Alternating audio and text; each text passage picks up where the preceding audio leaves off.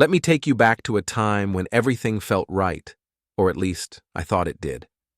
My name is Dan Colton, and I grew up in the sprawling open spaces of Texas before my family uprooted to England. My dad's job in oil engineering had us bouncing between countries, but it was England where I found my stride.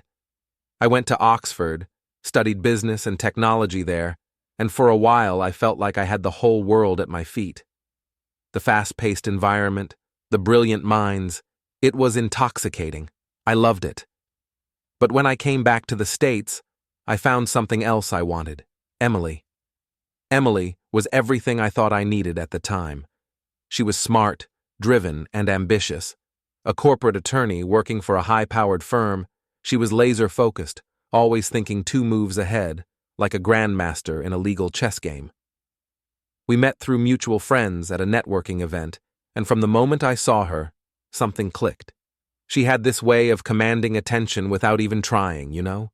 That confidence just bled out of her, and for a while it was mesmerizing.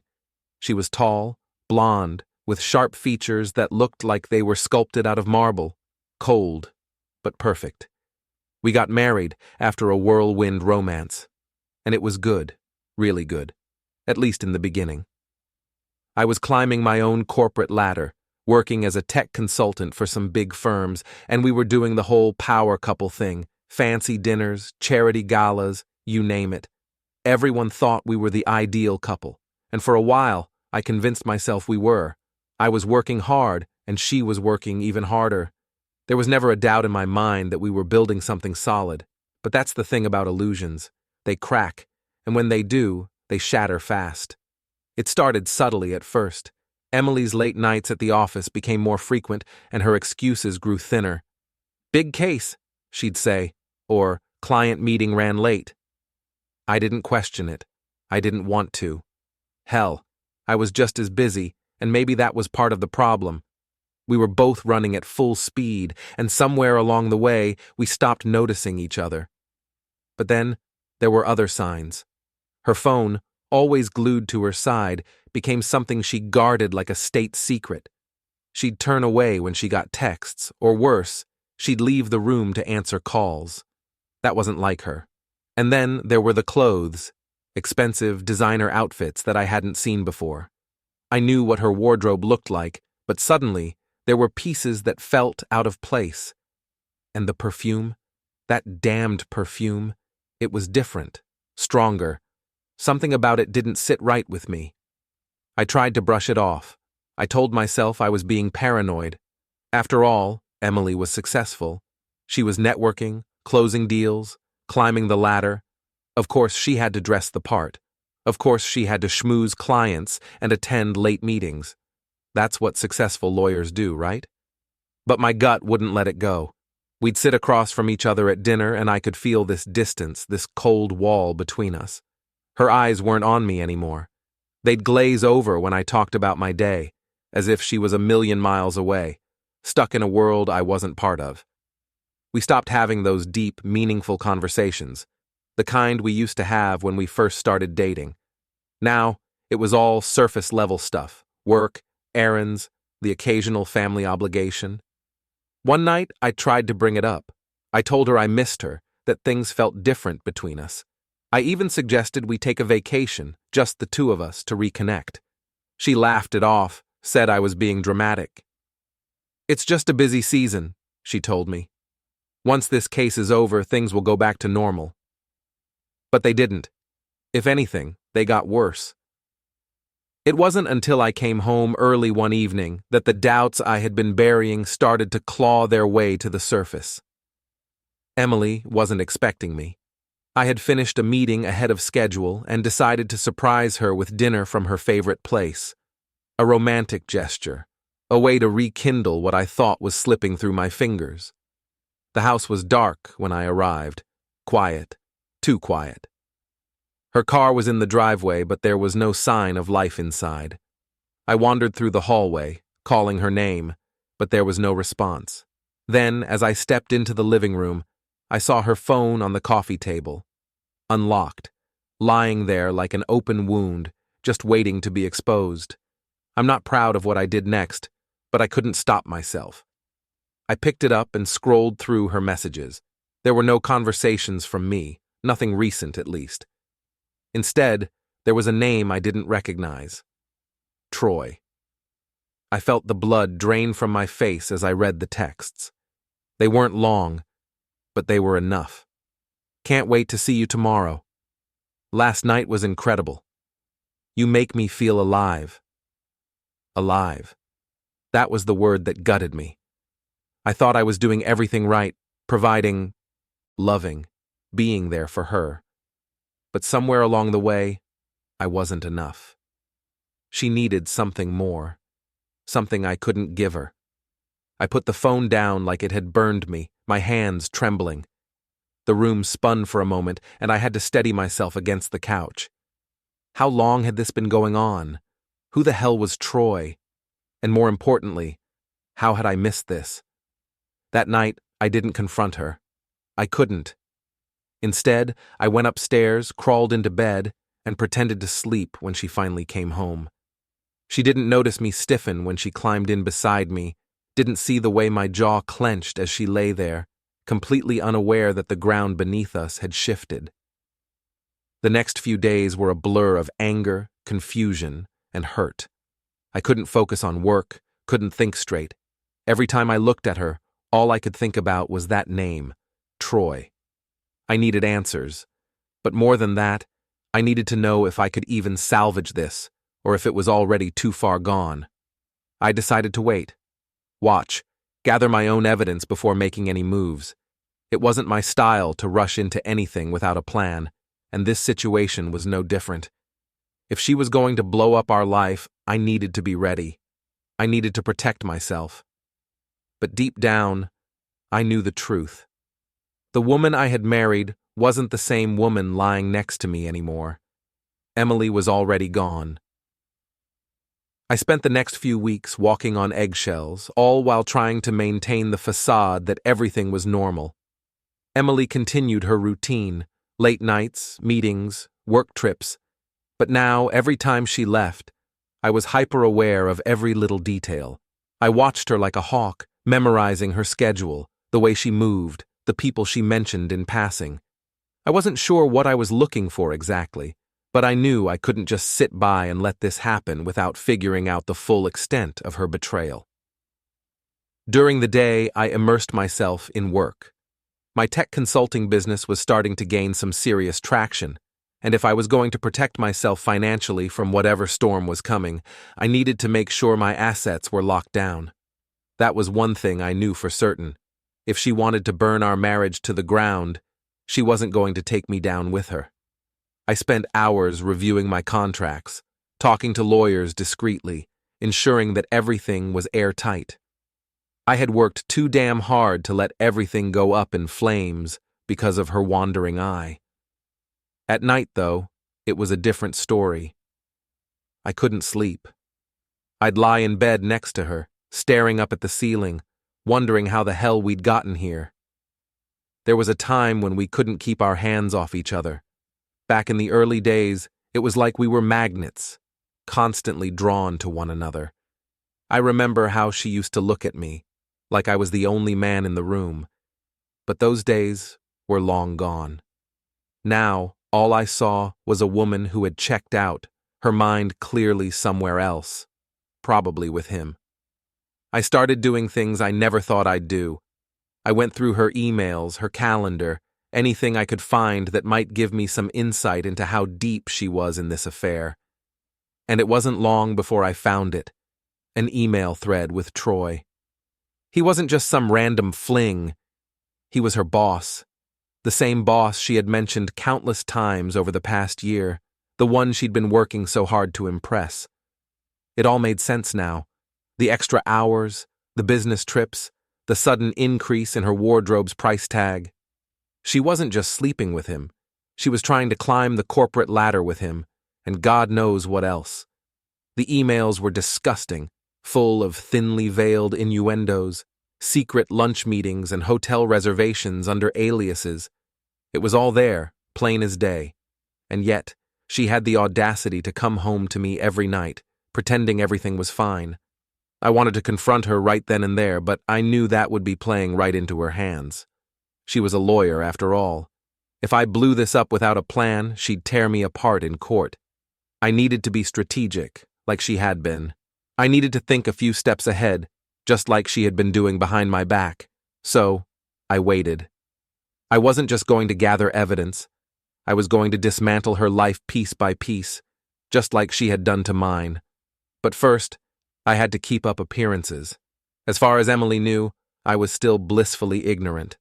We continued our routine, dinners out with friends, attending events together, all while I watched her out of the corner of my eye, waiting for her to slip up. I knew it would happen eventually. And then there was Troy. I hadn't met the man before, but I sure as hell was going to now. He was a big shot, always throwing his weight around at Emily's firm, making himself out to be the golden boy. I did some digging and found out that he was married, with 2 kids, living the suburban dream. The hypocrisy of it all made me sick.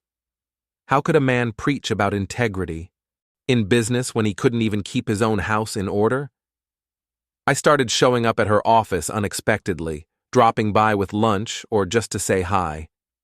The first time I did it, I could see the panic in her eyes, even though she tried to play it off like she was surprised in a good way. "Dan, what are you doing here?" she asked, her voice a little too high-pitched. "Just thought I'd surprise you," I said, giving her a smile that didn't reach my eyes. "You've been working so hard lately. I figured you might need a break." She forced a smile and kissed me on the cheek, but I could feel her body tense under my touch. She was hiding something, and we both knew it. Her office wasn't exactly what I expected either. It was far more luxurious than I remembered. Brand new leather chairs, a fancy espresso machine, and artwork on the walls that I knew she couldn't afford on her own salary. That's when I saw it. A photo on her desk, tucked away in the corner. It was her and Troy, standing a little too close at some corporate event. I clenched my jaw, feeling the heat rise in my chest. I wanted to grab the photo, throw it in her face, and demand an explanation. But I didn't. Instead, I played dumb. I asked her about the artwork, complimented her on the new office, and then left with a smile, telling her I'd see her at home later. It wasn't time to strike yet. That night, I sat in the living room, nursing a glass of whiskey as I stared at the city lights outside. The longer I sat there, the angrier I became. This was my life, my marriage, and she had thrown it all away for some corporate sleazebag who probably promised her the world in exchange for God knows what. But I wasn't going to let her walk away from this unscathed. I didn't know exactly how I was going to play this yet, but I knew one thing for sure. I wasn't going down without a fight. The next few days passed in a blur of fake smiles and forced conversations. Emily continued her charade and I continued mine. But now, I was laying the groundwork for what was coming. I spoke to my lawyer, made sure my finances were protected, and even started looking into private investigators. If I was going to confront her, I needed every advantage. And then, just as I was about to make my move, something unexpected happened. Emily came home one evening looking more radiant than she had in months. There was a glow about her, an excitement that she didn't bother hiding. "I have some news," she said, her eyes sparkling with anticipation. I raised an eyebrow, feigning interest. "Oh? What's that?" "I'm pregnant." Pregnant. The word hit me like a punch to the gut. Emily stood there, her face flushed with excitement, but all I could hear was the dull roar of blood rushing through my ears. Pregnant. How was that even possible? We hadn't been intimate in months, hell, maybe even longer. My mind raced, trying to piece together what she was saying and what it meant for me, for us. The betrayal I had been suspecting suddenly took on a whole new dimension. I stared at her, my mouth dry. "Pregnant?" The word came out as more of a croak than a question. She nodded, her smile growing wider. "Yes, I just found out today. Isn't it amazing?" Amazing wasn't the word I would have chosen. I could barely feel my legs beneath me. This wasn't just a betrayal of the body, it was a betrayal of everything. If she was pregnant, it wasn't my child. It couldn't be. But I had to be careful. I couldn't let her see the storm brewing inside me. Not yet. I needed to be sure. I needed proof before I tore our life apart. So, I forced a smile. A painful, awkward thing that felt foreign on my face. That's incredible, Emily. I don't even know what to say. She laughed, stepping forward to embrace me, but my body didn't respond. I was too stiff, too frozen in place. Her arms wrapped around me, and I tried to pretend like I wasn't recoiling. But inside, I was crumbling.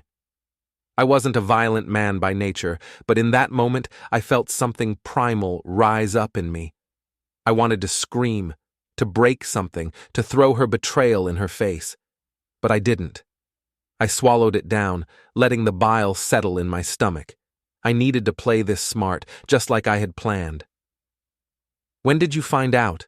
I asked, trying to keep my voice steady, as though this news was something we could celebrate together, as though the knife she'd just twisted into my gut wasn't bleeding me dry. "This morning," she said, pulling back and smiling up at me, her eyes bright with joy. "I was going to wait and surprise you this weekend, but I just couldn't hold it in." I nodded absently, my mind whirling. Morning. She'd known since this morning, and yet she came home, greeted me like nothing was wrong, like we were the picture-perfect couple about to embark on this new journey together. But there was no journey for us. This was a one-way trip to hell. That night, as she lay beside me, already dreaming of a future that didn't exist, I stayed awake, staring at the ceiling. Pregnant. My brain couldn't let go of the word. It echoed in my skull, making it impossible to think straight. I had to get out of that bed, away from her. I quietly slipped out of the sheets and walked downstairs, my feet carrying me on autopilot to the kitchen. I poured myself a drink, something strong enough to dull the rage building inside me, and sat there in the dark, trying to process what the hell I was going to do. This changed everything. The affair was bad enough, but a child? There was no coming back from this. I had to know for sure whose child she was carrying, and I knew exactly how to find out. The next day, I started making arrangements. I hired a private investigator, someone who specialized in uncovering dirty little secrets like this. I wasn't messing around anymore. If Emily was going to tear my life apart, I was going to make sure I had every piece of ammunition I needed to protect myself. I needed to know everything: how long the affair had been going on, where they met, who this Troy really was, and most importantly, I needed to confirm whether or not this child was mine. It took a few days, but eventually, the investigator came back with what I had suspected all along. Emily and Troy had been seeing each other for nearly a year. A year. While I had been busting my ass to build a future for us, she had been building her own with him. They'd meet up during her business trips after work in expensive hotels under fake names. There were photos, text messages, the whole damn sordid affair laid out for me in black and white. I felt sick reading the reports, looking at the images of my wife laughing, smiling, touching this man like he was her entire world. I didn't recognize the woman in those pictures. She wasn't the Emily I had married, the Emily I had promised my life to, the Emily I had loved. But the worst part was yet to come. I had arranged for a paternity test, something discreet, just to confirm what I already knew deep down. The results came back 2 days later, and it was like reading my own death sentence. The child wasn't mine. Troy was the father. I can't explain the exact feeling I had when I read those results, but it was as if the world stopped spinning for a moment. There was no anger, no sadness, just an empty void where everything I had believed in used to be. The last year of my life had been a lie. My marriage had been a lie. And now, even the future she had dangled in front of me, this child, wasn't real. It wasn't mine. I sat there in my office, staring at the paper, my hands trembling. I had known, deep down, but seeing it in writing, it shattered something inside of me. Something I didn't know if I could ever get back. I felt like a fool, like I had been played, strung along by a woman who had never really loved me, who had used me to keep up appearances while she built a future with another man. The next few days passed in a blur. I couldn't even look at Emily without wanting to scream, but I didn't. I kept it all bottled up, waiting for the right moment. The rage had morphed into something cold and calculating. I wasn't going to confront her in some wild outburst. No, I was going to take everything from her, just like she had taken everything from me. And then, the opportunity presented itself. One night, after another one of her late work dinners, Emily came home, glowing as usual, and dropped a bombshell on me. "Troy's been talking about moving me up in the firm," she said, her voice dripping with excitement. "He thinks I could make partner next year." Partner, of course. This wasn't just about love, or lust, or whatever the hell she felt for Troy. This was about power, about control. She wanted to be on top, and she didn't care who she destroyed to get there. But she didn't know that I knew. She didn't know that the game had already changed. I smiled, playing the supportive husband, while inside, I was preparing for war. "That's incredible, Em. I'm so proud of you." She beamed at me, her eyes full of that ambition that had once drawn me to her. But now all I saw was a woman who had sold her soul for a promotion, and I was about to take everything away from her. It was time to put my plan into action. The betrayal had been revealed, the lines had been drawn, and now it was my turn to strike. This wasn't just about revenge, it was about survival. It was strange how calm I felt, considering everything I had learned. The rage had settled into something colder, something sharper, like a blade waiting to strike. I wasn't going to explode in a fit of anger or demand answers from Emily anymore. What was the point? I knew everything now, and what I didn't know, I had enough pieces to fill in the blanks. This wasn't about understanding her betrayal. This was about destroying her life as carefully as she had destroyed mine. I had always been strategic by nature. It's what made me successful in business, what had driven me through Oxford and back to the States to carve out my own niche in the tech world. And now, I was going to turn that same focus, that same drive, toward my marriage, more specifically, toward ending it. But it wasn't going to be some quick, easy divorce. No, I was going to make her feel every ounce of the pain she'd inflicted on me. I was going to dismantle her, piece by piece, until there was nothing left. Emily, oblivious as ever, continued to act like nothing was wrong. She had no idea that I knew about Troy or that the child she was carrying wasn't mine. In her mind, she was still winning, still in control, and that's exactly what I needed her to think. The first step was setting things in motion with my lawyer. I wasn't some average guy she could screw over in a messy divorce. I had assets, investments, things I had worked my ass off for, and I wasn't about to let her walk away with any of it. I had the prenup tightened, my finances secured, and most importantly, I had enough evidence of her infidelity to ensure she wouldn't see a single penny more than what I decided to give her. But that was just the beginning. I wasn't interested in merely protecting myself. I wanted her to suffer, the way I had suffered. It started small. I'd schedule surprise dinners with friends, dragging her out when I knew she'd planned to sneak off and meet Troy.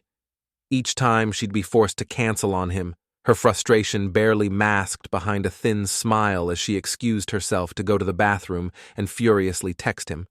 I'd catch glimpses of her irritation, the little flares of anger that crept into her eyes when she thought I wasn't looking. And I fed off it. Then I started leaving earlier in the mornings, deliberately abandoning the quiet breakfasts we used to share. She noticed, of course, but I always had a convenient excuse: an early meeting, a last-minute client call. It wasn't long before she began to feel the distance. I could sense her unease. It was subtle, but it was there. She couldn't figure out what was wrong, why things felt off.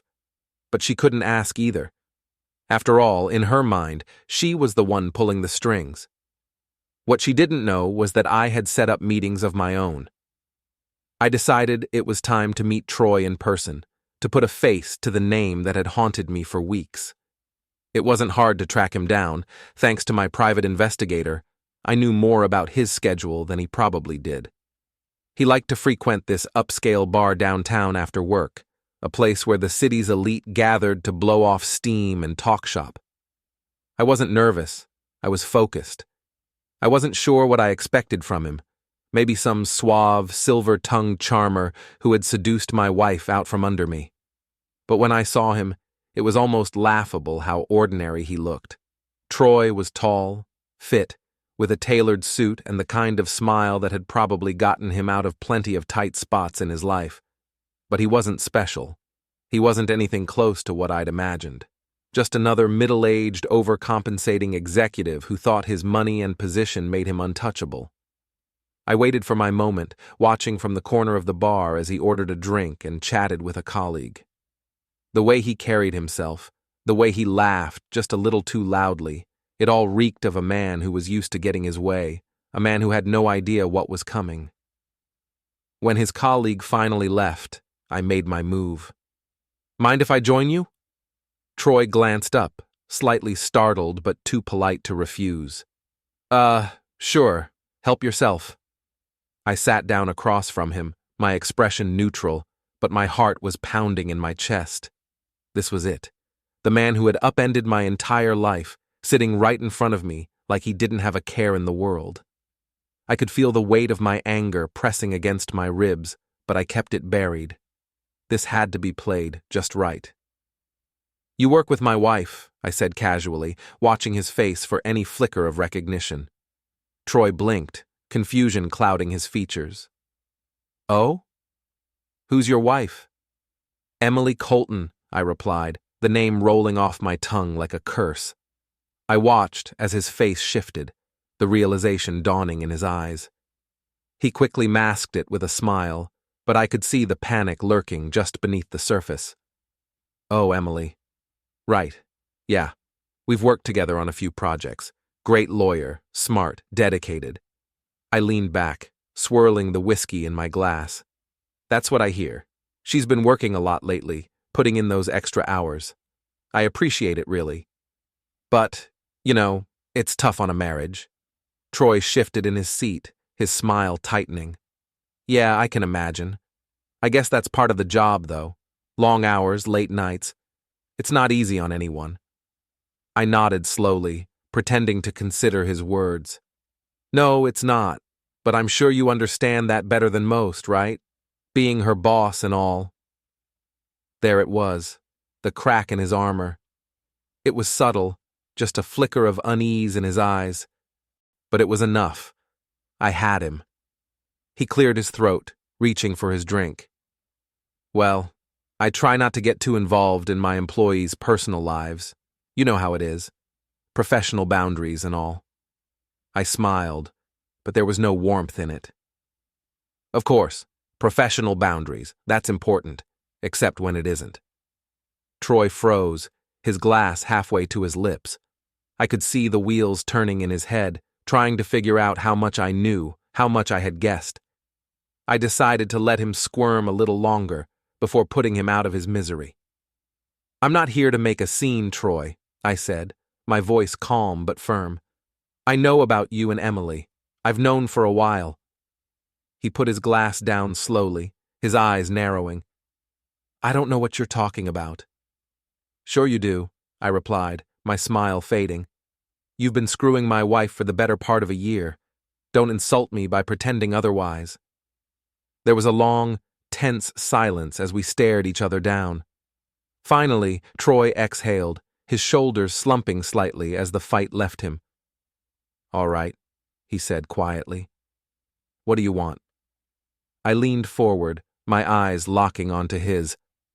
"I don't want anything from you. But here's what's going to happen. You're going to end this. You're going to walk away from her, from my life, and you're going to do it without so much as a backward glance. Because if you don't, I'll make sure everyone in this city knows exactly what kind of man you are. Your wife, your kids, your colleagues. I'll bury you under the weight of your own bullshit." Troy's jaw tightened, but he didn't argue. He knew I wasn't bluffing. I had more than enough evidence to ruin him, and we both knew it. "I'm not asking for much, Troy," I continued. "Just disappear. Let her deal with the fallout on her own. You get to walk away clean, and I get to clean up the mess she made of my life." He didn't respond right away. I could see the gears turning in his head, weighing his options, trying to figure out if there was any way out of this. But there wasn't. I had him cornered, and he knew it. Finally, he nodded. "Fine. I'll end it." I stood up, feeling a wave of satisfaction roll through me. Good. And just so we're clear, if I see you anywhere near her again, this conversation won't be so civil next time. Troy didn't say anything as I turned and walked away, leaving him alone with his drink and the realization that his little fling had just cost him more than he ever bargained for. As I stepped out into the cool night air, I felt something shift inside me. The confrontation hadn't solved everything, but it was a start. Troy was out of the picture, and now all that was left was to deal with Emily. The war wasn't over yet, but the battle had just begun. When I got home that night, Emily was already asleep. Her delicate figure was curled under the duvet, her hair spread across the pillow like she hadn't a care in the world. I stood at the door, watching her breathe, each slow rise and fall of her chest pulling me deeper into the storm brewing inside me. She looked so peaceful, so serene, like the woman I used to know. But that image was long gone. The Emily lying in that bed wasn't the same woman I had fallen in love with years ago. I had thought confronting Troy would give me some sense of closure, some satisfaction in knowing I'd handled things on my terms. But as I stood there, staring at her, I realized it wasn't enough. The betrayal still clung to me, like a shadow I couldn't shake. I wasn't done yet. Troy may have been out of the picture, but Emily was still standing in the ruins she had created. And she had no idea I was ready to tear the rest of her world apart. I walked into the bathroom, splashing cold water on my face, trying to wash away the lingering tension. In the mirror, my reflection looked like a stranger, a man who had been pushed too far. The tired eyes, the clenched jaw, the cold fury simmering just beneath the surface. It wasn't me. Or maybe it was, and I just hadn't known it until now. I turned off the light and slipped into bed beside Emily, careful not to wake her. I could feel the warmth of her body next to mine, but it may as well have been miles away. There was nothing between us anymore, just the empty space where our marriage used to be. The next morning, she acted like everything was normal, as if the ground beneath us hadn't shifted. She kissed me on the cheek before leaving for work, her smile bright, her voice cheerful. "I'll be home late again tonight. Big meeting with some clients." I smiled back, the same fake smile I had perfected over the last few weeks. "Of course. Good luck with the meeting." She left, oblivious to the fact that her world was about to implode. Once she was gone, I made my move. I called my lawyer, finalizing the last details of our divorce. I wanted to be sure that when the time came, she'd have nothing left to stand on. The evidence of her affair was more than enough to tip the scales in my favor, but I wasn't just looking for a win. I wanted to bury her. I wanted to make sure she felt the full weight of her betrayal. She had taken everything from me, my trust, my love, my future. Now, it was my turn. By the time evening rolled around, I was ready. I had spent the day preparing, going over the final details, making sure everything was in place. Emily didn't know it yet, but tonight was the night it all came crashing down. She wouldn't see it coming. She never saw me coming. When she finally walked through the door, I was sitting in the living room, a drink in hand. She kicked off her heels, smiling as she came over to kiss me. "Long day," she said, her voice tired but content. I'm starving. You want to order something in? I didn't answer right away. Instead, I watched her, letting the silence hang between us.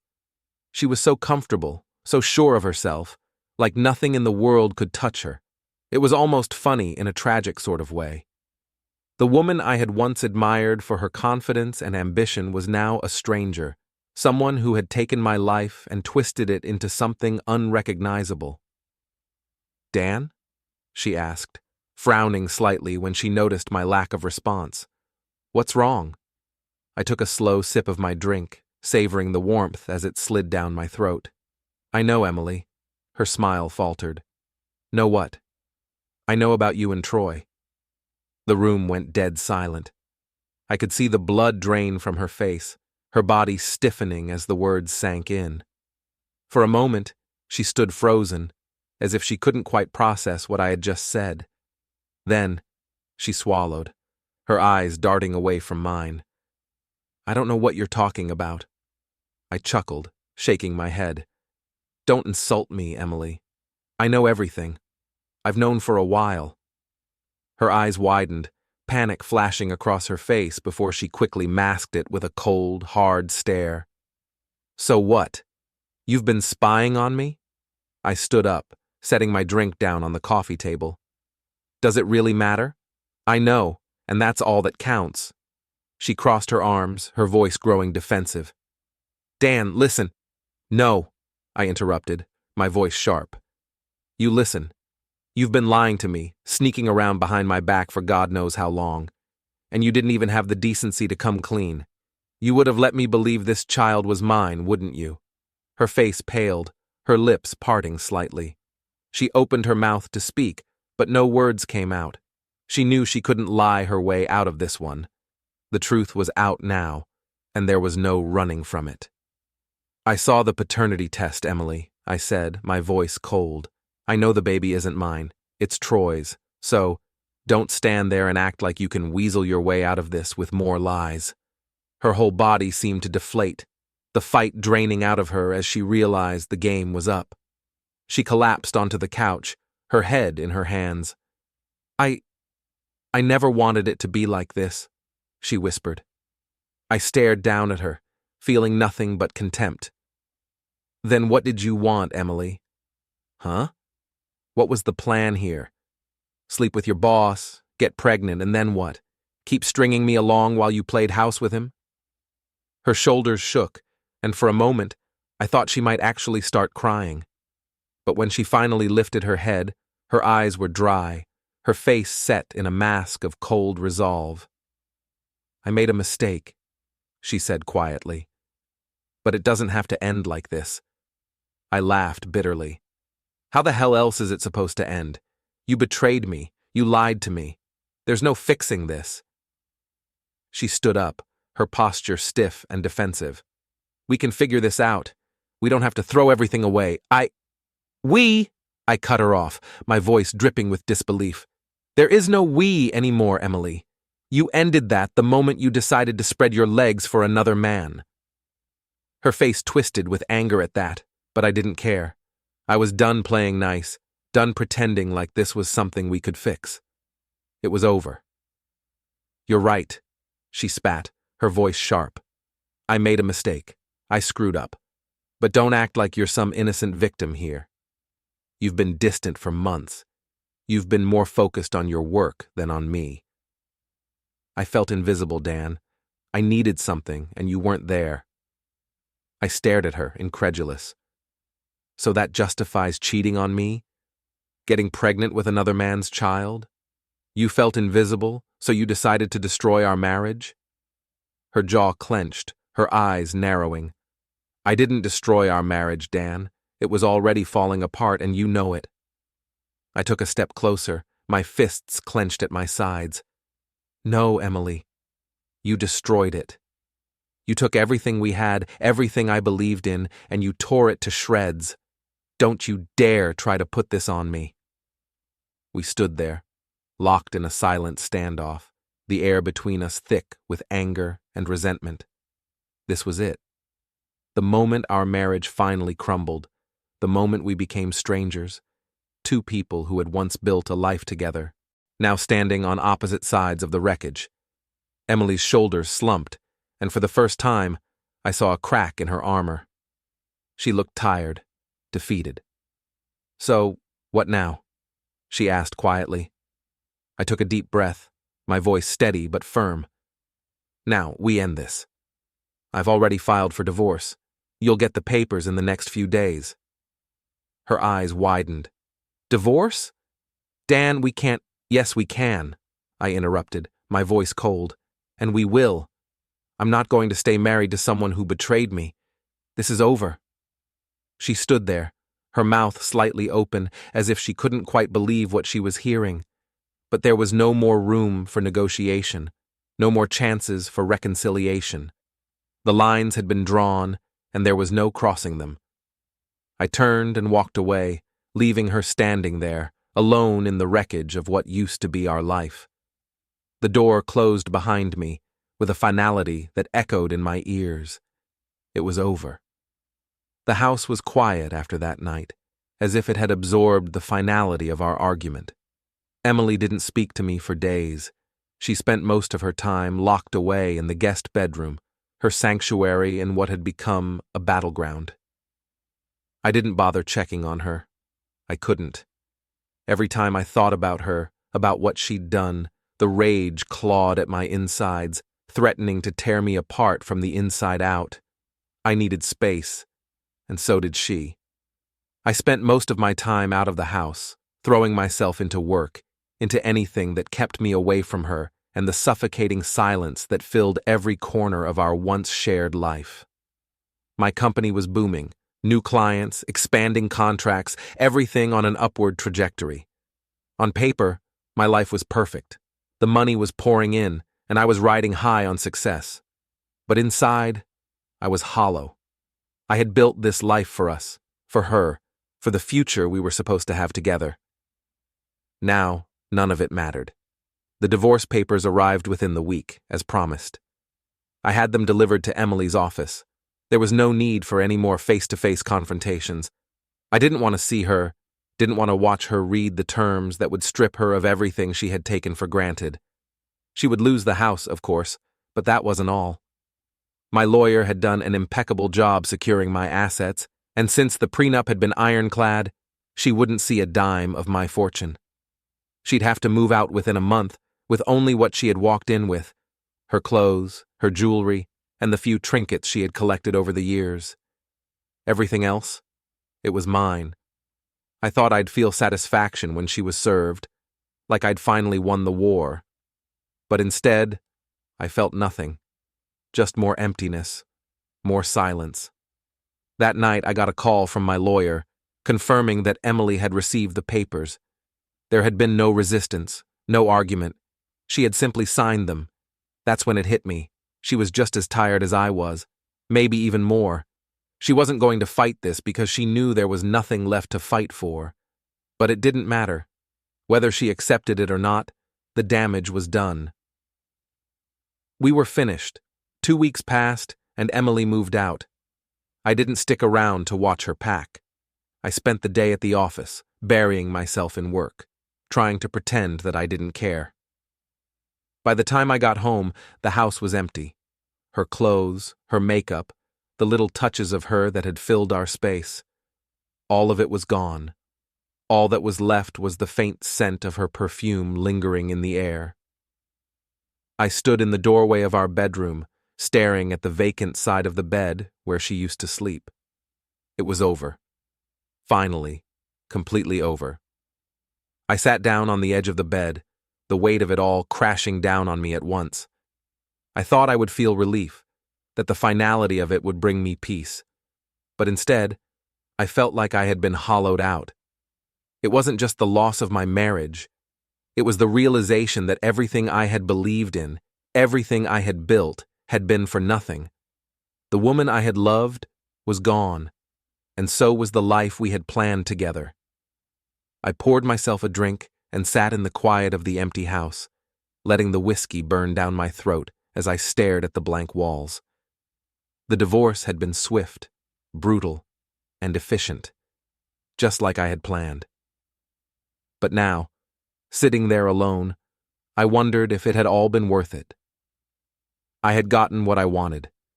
Emily was out of my life, and I had kept everything that mattered to me.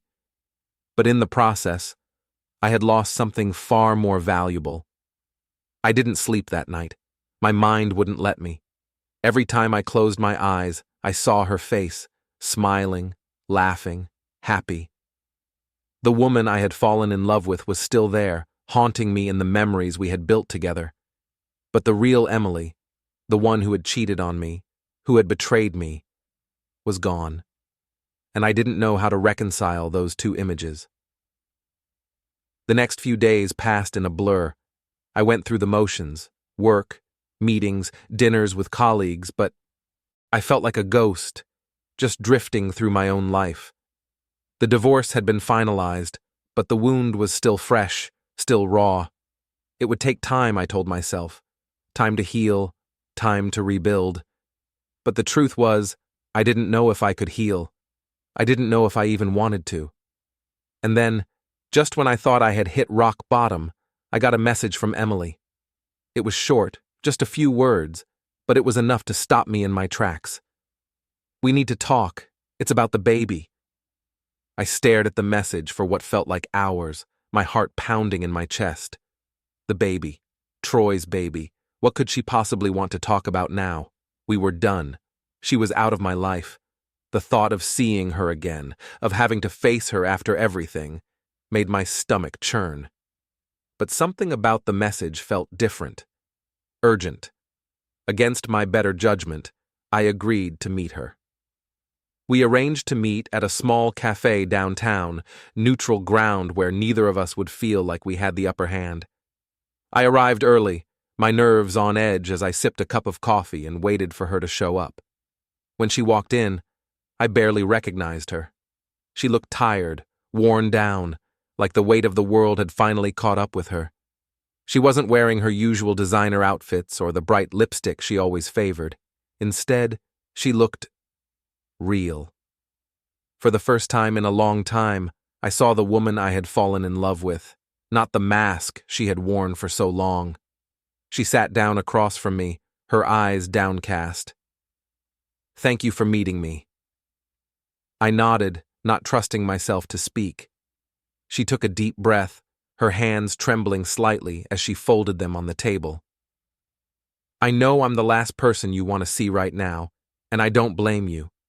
But I need to tell you something." I waited, my heart pounding in my chest. "It's about the baby," she said, her voice barely above a whisper. "It's not Troy's." The words hung in the air between us, sinking slowly into my brain like a knife being twisted in my gut. I blinked, unsure if I had heard her right. "What?" She looked up at me, her eyes filled with a sadness I hadn't seen before. "The baby. It's not Troy's. It's yours, Dan." For a moment, I couldn't breathe. The world seemed to tilt, and I had to grip the edge of the table to steady myself. "That's impossible," I said, my voice hoarse.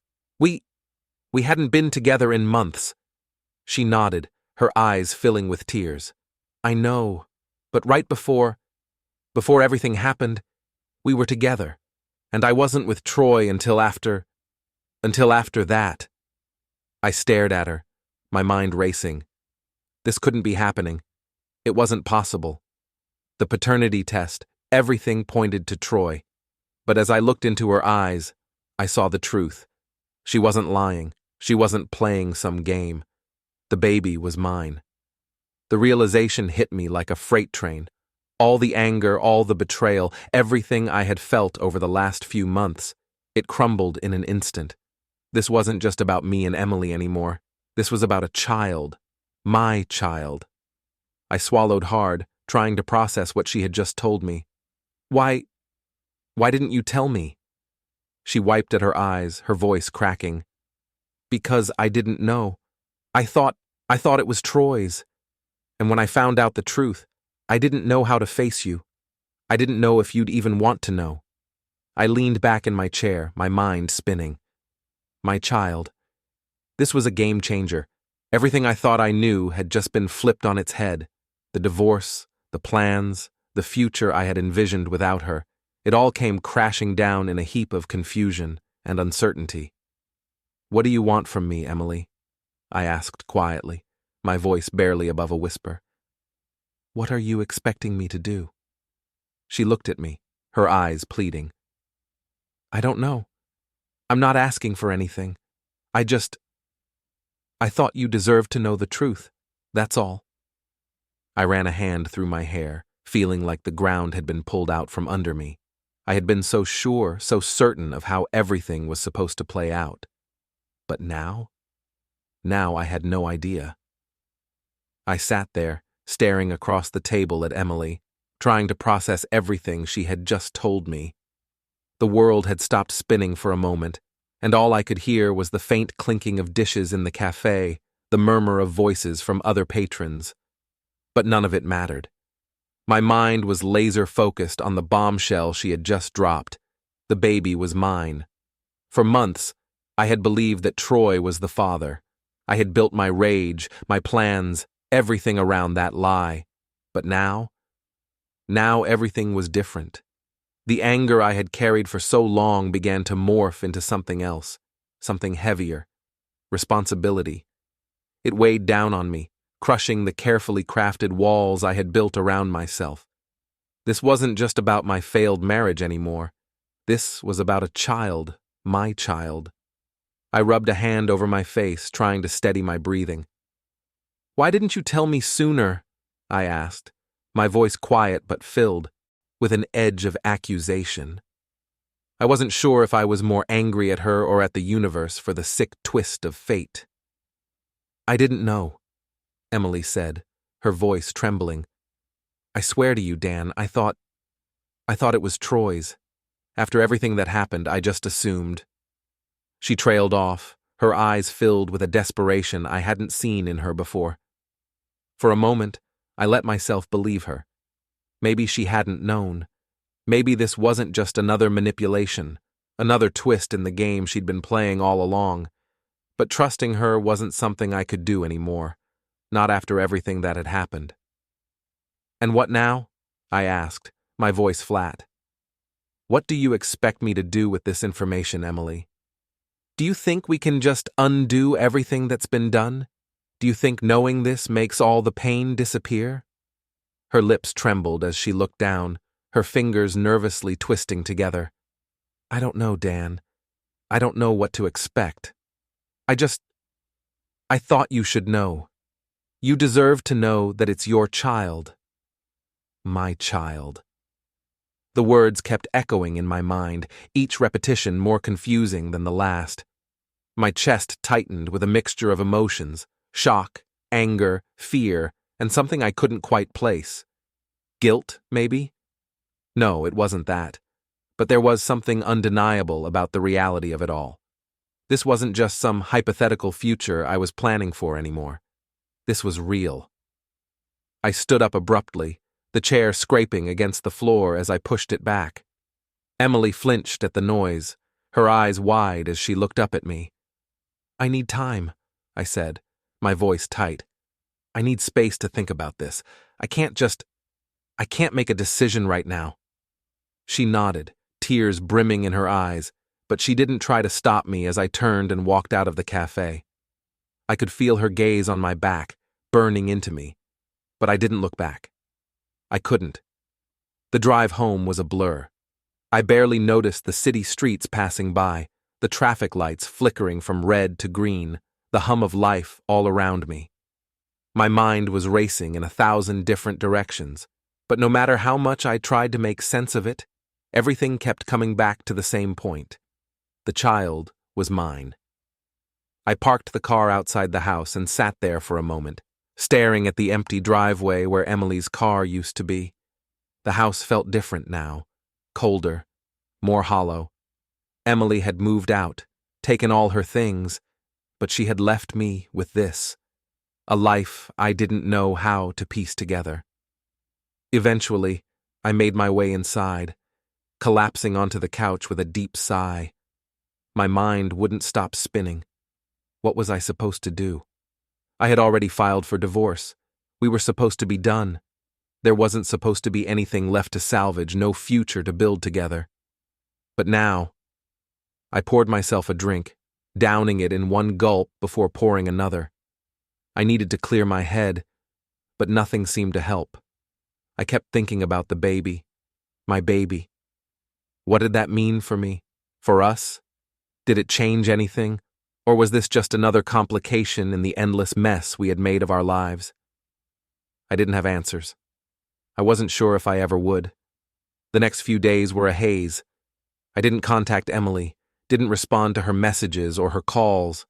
I wasn't ready. I wasn't sure if I'd ever be ready. But eventually, I knew I had to face it. I couldn't avoid this forever. I couldn't pretend like the child didn't exist. So, after days of agonizing over what to do, I called her. The conversation was brief, and we arranged to meet at her new apartment. The place was smaller than our old home, more modest, but it suited her. When I stepped inside, I noticed the faint scent of fresh paint, the newness of the space that reflected the new life she was trying to build without me. She sat down on the couch, her hands resting nervously in her lap. I stayed standing, too restless to sit. "Have you thought about what you're going to do?" I asked, cutting straight to the point. Emily nodded, swallowing hard. "I want to keep the baby," she said quietly. "But I don't expect anything from you, Dan. I'm not asking for anything. I just wanted you to know. You have every right to walk away if that's what you want." Walk away. It sounded so simple.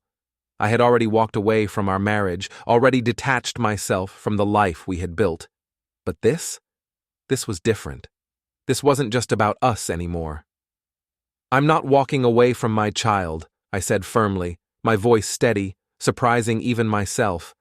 "I don't know what that means yet, but I'm not walking away."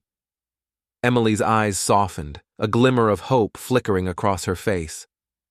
"I don't want to make things harder for you," she whispered. "I just want to do what's right for the baby." For the baby. For my baby. I sat down across from her, leaning forward as I stared into her eyes, searching for the truth. The lies, the betrayal, the hurt, it was all still there.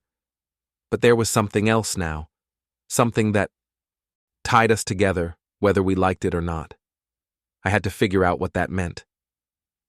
"What's the plan, Emily?" I asked, my voice low. "What are we going to do?" She wiped at her eyes, her voice trembling. "I don't know, but maybe we can figure it out together." The next few weeks were a whirlwind of uncomfortable conversations, meetings with lawyers, and awkward moments as we tried to navigate our new reality.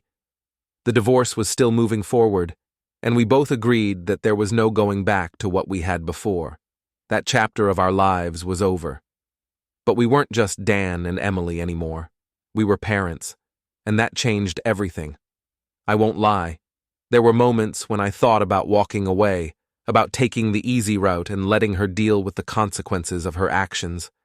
But every time I thought about it, I imagined that child. My child. I couldn't turn my back on that. I wouldn't. Emily and I came to an agreement. We'd share custody, co-parent as best we could, but our relationship would remain strictly about the child. We weren't friends, and we certainly weren't lovers. That part of our lives was over. But we were bound by something bigger now, something more important than either of us. As the months passed, I found a strange kind of peace in the chaos. The rage that had once consumed me began to fade, replaced by a sense of acceptance. I wasn't the same man I had been before all of this, but maybe that was okay. Maybe this was how things were supposed to end. Or maybe this was just the beginning of a new chapter. When the day finally came, and I held my child in my arms for the first time, I felt something shift inside me. It wasn't about Emily anymore, or the betrayal, or the life we had lost. It was about the future, about the little life that was now part of mine.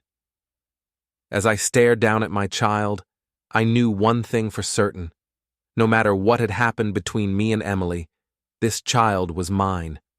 and I would do whatever it took to protect them, to give them the life they deserved. I may have lost everything else, but this was something worth fighting for.